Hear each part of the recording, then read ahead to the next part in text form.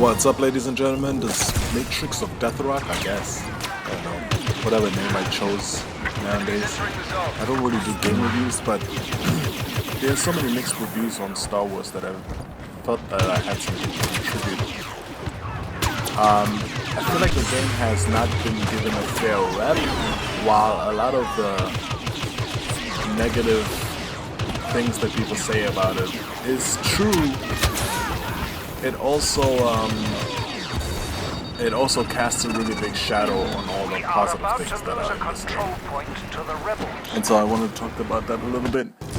First, on the positive side, the environments in this game and the models and the animations are fantastic. Like, the cinematography that was put into this game is amazing.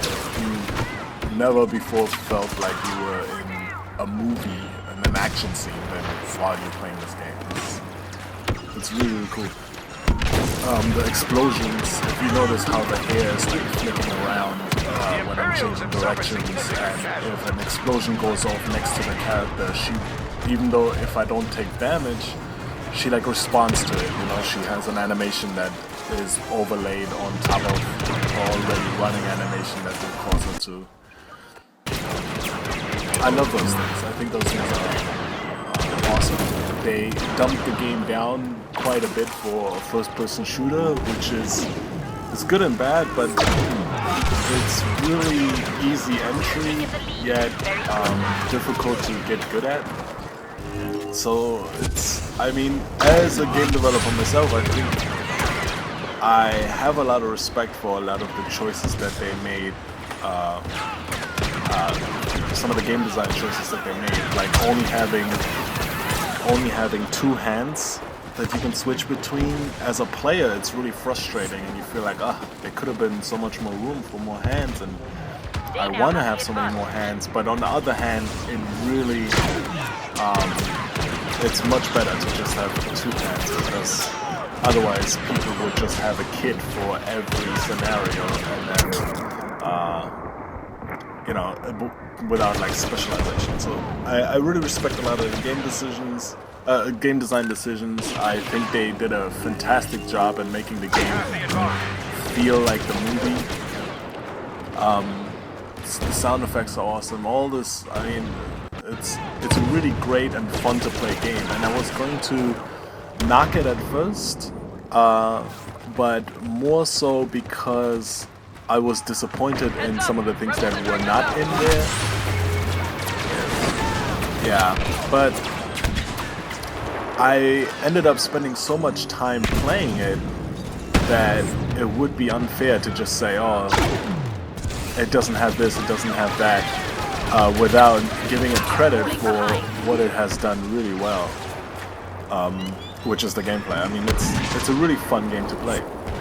Now, I think where a lot of the disappointment comes from is that the publishers or the developers or whoever is responsible made the mistake of calling this a Battlefront game. And the Battlefront label comes with baggage. You know, it has, people have certain expectations if you make a Battlefront game. Like, I think that I would be able to fly my X-Wing from orbit into the atmosphere and then engage in a battle on the planet side, you know. So it's like, then not having that, and it was more of a niche product before for like hardcore fans with a learning curve. Well, this is like a general, like, hey, everybody plays some Star Wars.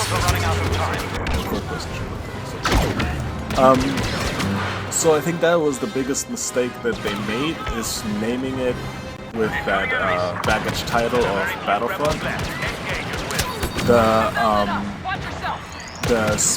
I'm going to talk about some of the negative things now. The aircrafts suck. The controls is just so lame. I mean, it's just so boring to fly. You don't even have a roll. But I guess they try to make it so that everybody can fly. I'm not sure, but if I play something like Star Citizen and then I play something like this, it's really sad. Here you can see me spamming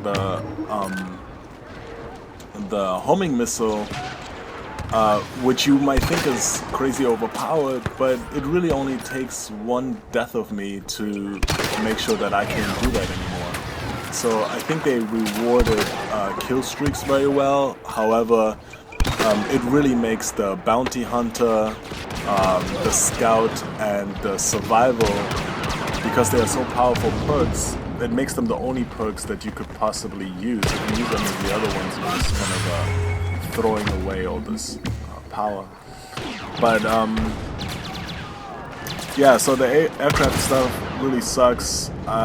There's no sort of customization as far as the aircrafts are concerned. If you want to use this kind of missile, there's very limited control over how you want your buttons to be customized with the aircraft stuff. But if you ignore the aircraft side of this and you just focus on the third-person part, the third-person gameplay, you'll have a fantastic time. And this part of the video is my cue to wrap it up, and thanks for watching.